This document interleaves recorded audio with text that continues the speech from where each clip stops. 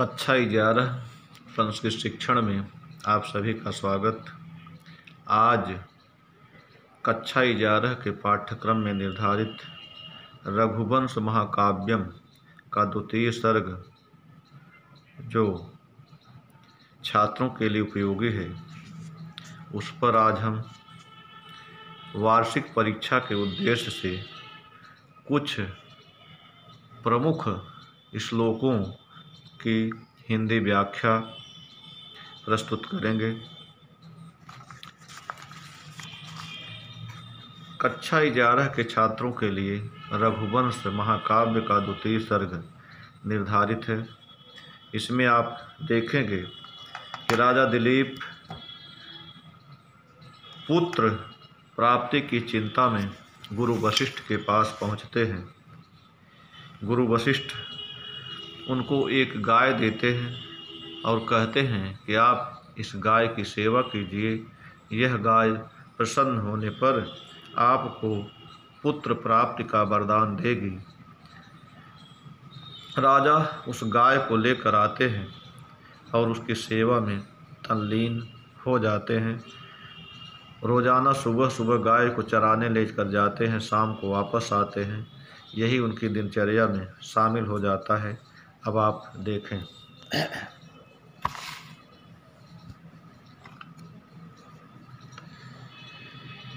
अथ प्रजानामधिपः प्रभाते जाया प्रतिग्राहित गंधमाल्यां बनाय पीत प्रतिबद्ध वत्सां यशोधनो धेनु वृषेर मुमोच। कहते हैं कि आप अन्वय देखें। अथ प्रजानामधिपः प्रभाते, अथ इसके बाद, माने जब गुरु वशिष्ठ राजा को निर्देशित करते हैं कि आप गोसेवा में तल्लीन हो जाइए, राजा गाय की सेवा में लग जाते हैं। गुरु की आज्ञा के बाद यशोधन, यश रूपी धन वाले, प्रजानामधिपः प्रजा के स्वामी, प्रजापालक राजा दिलीप प्रभाते प्रातःकाल जाया प्रतिग्राहित गंधमाल्याम, जाया महाराज दिलीप की पत्नी सुदक्षिणा के द्वारा गंध और माला ग्रहण करने वाली तथा पीत प्रतिबद्ध वत्साम, दूध पीकर बंधे हुए बछड़े वाली ऋषेः धेनु, ऋषि वशिष्ठ की गाय नंदिनी को बनाए मुमोच, वन में चरने के लिए छोड़ देते हैं। आप इस श्लोक का एक बार व्याख्या और देखें। अथ प्रजानामधिपः प्रभाते जाया प्रतिग्राहित गंधमाल्यां बनाय प्रीत प्रतिबद्ध वत्सां यशोधनु धेनुम वृषेर मुमोच।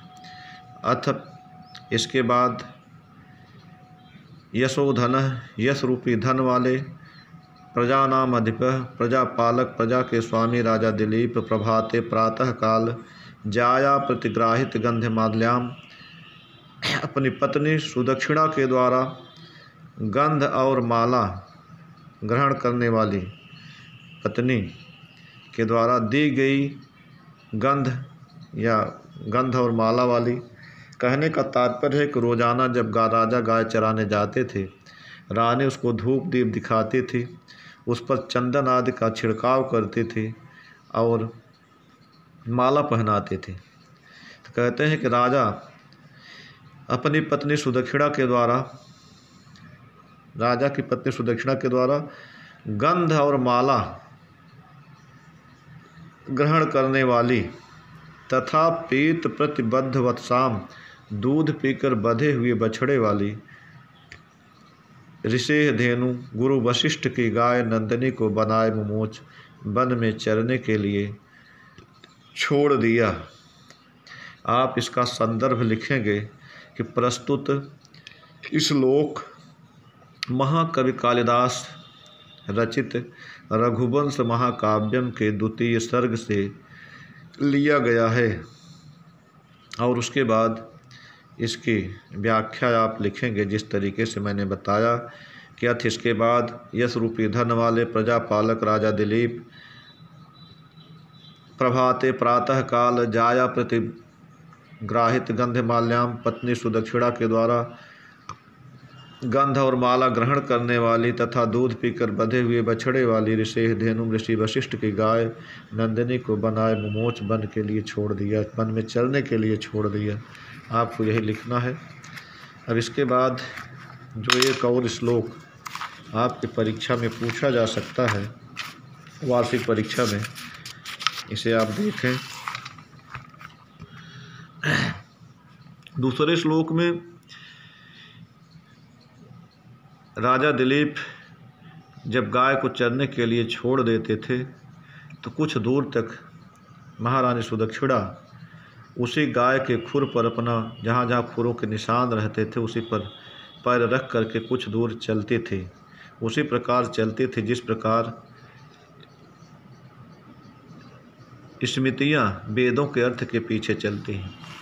अब आप अगला श्लोक देखें जो परीक्षा में पूछा जा सकता है कि निवर्त्य राजा दयिताम दयालु ताम सौरभेयम सुरभिर्यशोभि पयो धरुईभूत चतुः समुद्राम जुगोप गोरूप धरामि उर्वीम। दयालु पहले आप संदर्भ लिखेंगे। प्रस्तुत श्लोक महाकवि कालिदास रचित रघुवंश महाकाव्य के द्वितीय सर्ग से लिया गया है। उसके बाद आप व्याख्या पे आएंगे कि दयालु यशोभि कहते हैं कि यश से सुशोभित, यशोभि यश से सुरभि सुशोभित राजा दिलीप ताम दयिताम निवर्त्य उस अपनी प्रिय पत्नी सुदक्षिणा को लौटाकर पयोधरुई भूत चतुः समुद्राम पयोधरी भूत चार समुद्रों को चार स्तनों के रूप में धारण करने वाली सौरभेयम कहते हैं कि सौरभेयम कामधेनु सुरभि कामधेनु थी। कामधेनु की पुत्री नंदिनी को, कैसी नंदिनी को? चार समुद्रों को चार स्तनों के रूप में धारण करने वाली सौरभेयम गाय नंदिनी कामधेनु की पुत्री नंदिनी को गोरूप धराम उर्वी म्यूजुगोप पृथ्वी का रूप धारण करने वाली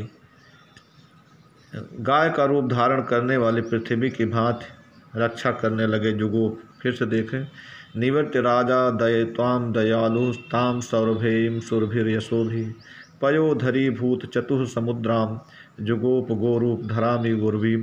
दयालु यशोभि सुरभि यश से सुशोभित राजा दिलीप ताम दयिताम अपनी प्रिय पत्नी सुदक्षिणा को निवर्त लौटाकर पयोधरी भूत चतुः समुद्राम चार समुद्रों को चार स्तनों को रूप में धारण करने वाली सौरभेयम कामधेनु की पुत्री नंदिनी की गोरूप धराम उर्वी में जुगोप गाय का रूप धारण करने वाली पृथ्वी की भांति जुगोप रक्षा करने लगे।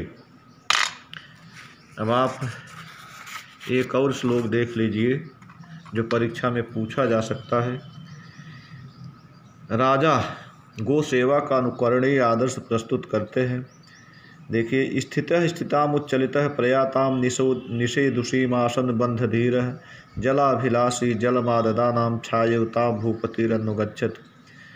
राजा दिलीप गाय की सेवा में जो लग गए हैं उसी को किस तरह से सेवा कर रहे हैं यही इस श्लोक में बताया गया है। आप संदर्भ लिखेंगे कि प्रस्तुत श्लोक महाकवि कालिदास रचित रघुवंश महाकाव्यम के द्वितीय सर्ग से लिया गया है।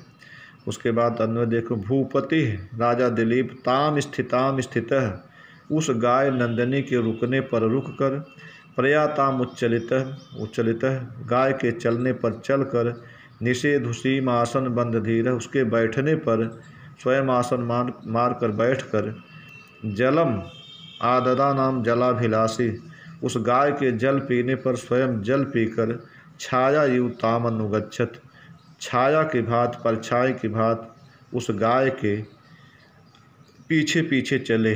फिर से एक बार देखें। स्थितः स्थितामुच्चलितः प्रयाताम निषेधुषीमासन बंधधीरः जलाभिलाषी जलमाददानाम छाययुताम भूपतिरनुगच्छत। राजा दिलीप भूपति राजा दिलीप ताम स्थिताम उस गाय नंदिनी के स्थित होने पर, स्थित है रुकने पर रुककर, प्रयाताम उच्चलित उसके चलने पर चलकर, निषेध उसी आसन बंध धीर उसके बैठने पर आसन लगाकर बैठकर, जलम आददा नाम जलाभिलाषी उसके जल पीने पर स्वयं जल पीकर, छाया यू तामनुगच्छत परछाई की भांति छाया की भांति उसके पीछे पीछे चले।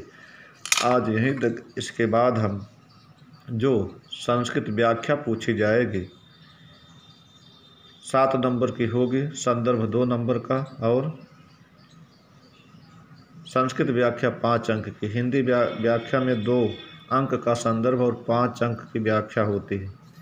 आज यहीं तक। धन्यवाद।